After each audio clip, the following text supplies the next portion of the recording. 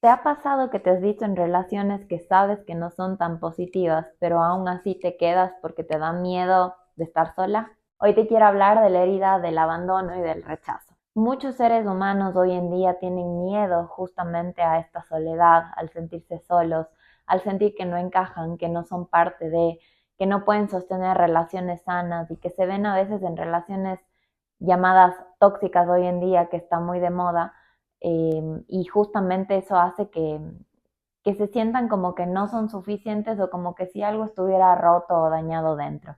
Y eso hace que muchas veces, como les decía hace un momento, se queden en relaciones que evidentemente no están ayudándoles a crecer ni como personas, ni como pareja, ni en general en la vida, sino que al contrario están desgastándolas mucho. El miedo a esta soledad justamente puede venir de una herida de abandono o de rechazo.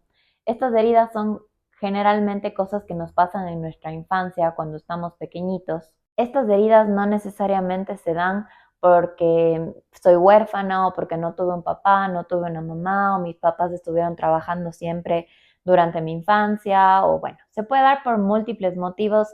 Si me pongo a hablar de todos, pues no acabamos nunca porque también va a depender mucho de la percepción de la persona, no solamente de lo que hicieron nuestras figuras o nuestros cuidadores primarios, sino lo que nosotros como seres humanos también percibimos de acuerdo a nuestro temperamento y a los ojitos con que lo vemos. Por eso es que los hermanos, por ejemplo, a pesar de ser criados por los mismos papás, no ven el mundo desde la misma perspectiva ni desde el mismo lugar. Y eso quiere decir que cada ser humano tiene una experiencia única. Otra cosa que me gustaría aclarar antes de seguir con el tema es que nuestros padres no nos han hecho esto con el afán de hacernos daño, seguramente han hecho lo mejor que han podido, hay que reconocer que ellos también vienen de historias, incluso muchas veces más duras que las nuestras, y ese es el motivo por el cual muchas veces siguen reproduciendo un patrón, y bueno, pues hoy cada uno de nosotros estamos llamados a romper justamente eso. Entonces, como les decía, el abandono puede darse por múltiples motivos. Incluso pude haber tenido una mamá o un papá súper presentes, estando ahí físicamente, pero a lo mejor emocionalmente ausentes. ¿Eso qué quiere decir? Que a lo mejor eran papás que tenían muchos problemas a nivel económico, entonces estaban súper preocupados en otra cosa, o papás que peleaban mucho entre ellos y obviamente sus hijos quedaron como en un segundo plano sin querer queriendo. Entonces todas esas cosas van a ir marcando justamente como esta herida de abandono o de rechazo. Entonces, ¿qué suele suceder? Que cuando estamos chiquititos, de verdad nosotros necesitamos ser vistos, porque si no somos vistos, literalmente morimos. Es decir, ¿qué pasa? Un bebé llora para poderse alimentar, un bebé llora para poder hacer que le cambien el pañal, un bebé llora como indicativo de que algo le está pasando. Entonces tiene esa necesidad de ser visto, de ser reconocido para poder sobrevivir. Entonces, cuando eso no es trabajado adecuadamente, cuando de alguna manera hemos tenido, como les digo, estas figuras un tanto ausentes, o que no han estado muy pendientes o que incluso hemos experimentado en algún punto negligencia, pues justamente lo que pasa es que empezamos a quedarnos con esa sensación de que si yo no soy visto o vista, pues justamente voy a morir.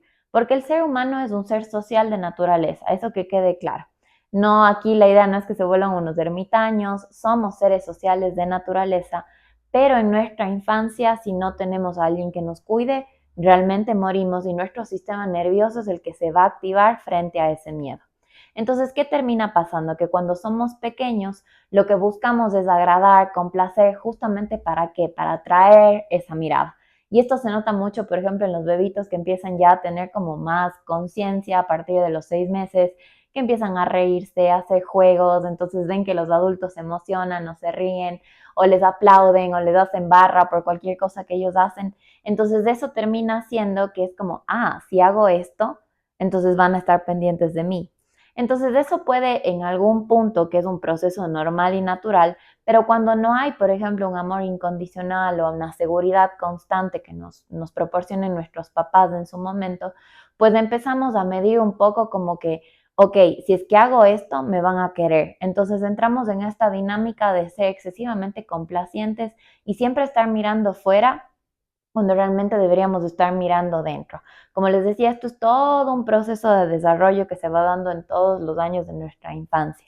Entonces, al llegar a nuestras relaciones interpersonales, solemos tender a repetir ese patrón que no se resolvió cuando estábamos pequeños. Entonces, nos volvemos personas súper complacientes, personas que no podemos poner límites, personas que siempre tenemos que estar dándole la razón al otro o viendo por el otro o dejándonos siempre al último, porque si es que no consigo esto, entonces me voy a sentir literalmente que puedo morir. Entonces es como una activación del sistema nervioso, realmente de un miedo a que yo puedo morir. Entonces por eso es que la dependencia emocional puede llegar a ser tan fuerte. Entonces vamos de alguna manera conformando nuestra autoestima en base a lo que hacemos por los demás o a nuestros logros para poder ser reconocidos, en vez de ver esa autovalía como que un niño a lo mejor como con una mamá segura, con un papá que le dio y le transmitió esa seguridad, pues no necesita demostrar más para sentirse amado. Entonces, de ese proceso de desarrollo que creo que todos los seres humanos pasamos, unos más, otros menos, pero creo que es justamente ese proceso de darnos cuenta que es necesario hacer como este tema de rematernización o repaternización. ¿A qué voy con esto? En su momento nuestra niña o nuestro sistema nervioso no regulado, lo que produjo es justamente este miedo a si no hago esto, entonces no soy suficiente y no voy a ser querida. Entonces, ¿qué es lo que esa niña aprendió desde chiquita? A sobrevivir a través de complacer a los demás y eso es lo único que conoce. Entonces, si es que nosotros a nivel mental, a nivel emocional, a nivel consciente, vamos trabajando en esta herida, primero la reconocemos, dónde está, cómo se dio, por qué me dolió, qué me hizo falta. Entonces, solo a partir de ese conocimiento, que es súper importante hacerlo, yo puedo empezar a tomar decisiones distintas, diferentes, que me construyan mucho más como ser humano.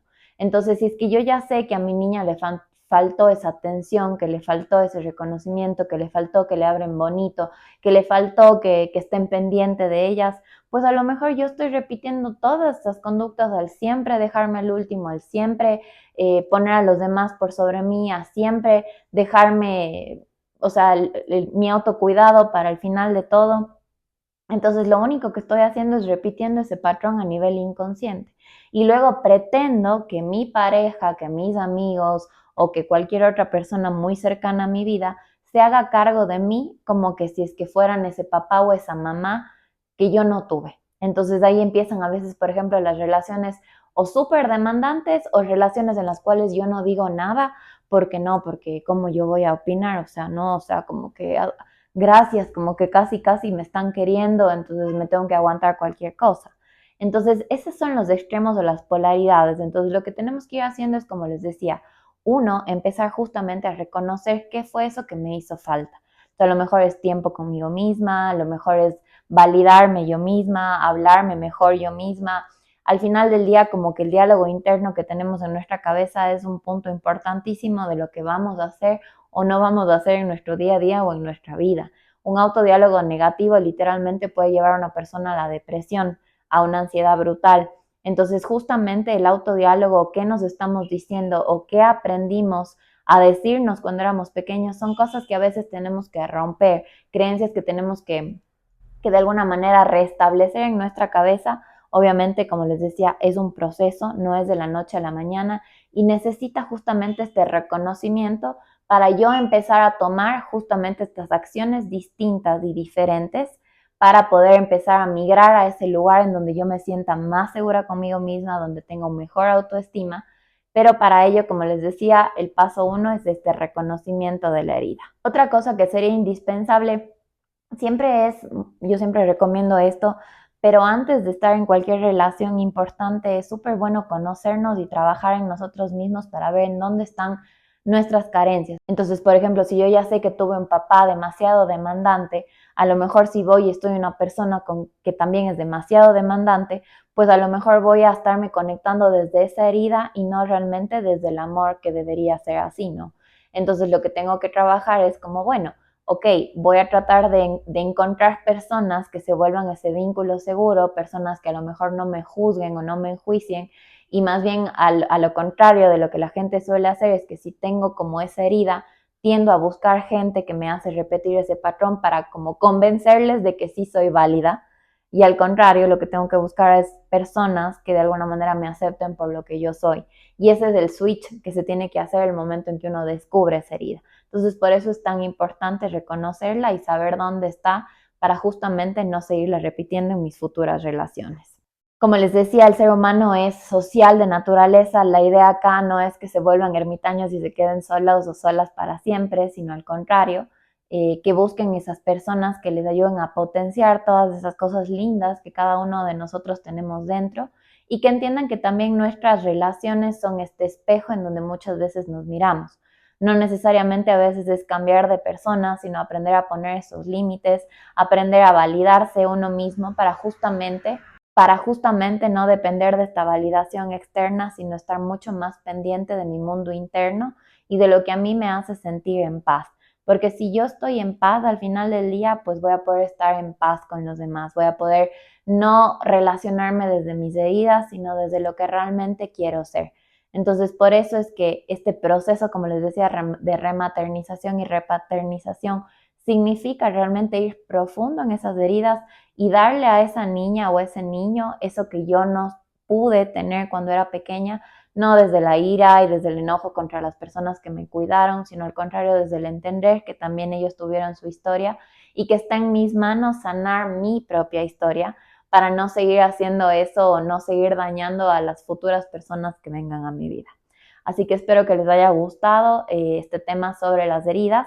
Y vamos en los próximos videos a seguir tocando otro tipo de heridas y cómo irlas manejando y gestionando. Y bueno, pues que sepan que de naturaleza somos sociales, pero que los adultos no necesitamos de otro adulto para vivir, al contrario, nos complementamos. El que sí necesita de, de un adulto para poder vivir es un niño y es por eso que se escucha mucho que en una relación uno tiene que ser adulto y no actuar desde estas situaciones como muy infantiles que nos dolieron en su momento. Espero que les haya gustado y nos vemos en el próximo video.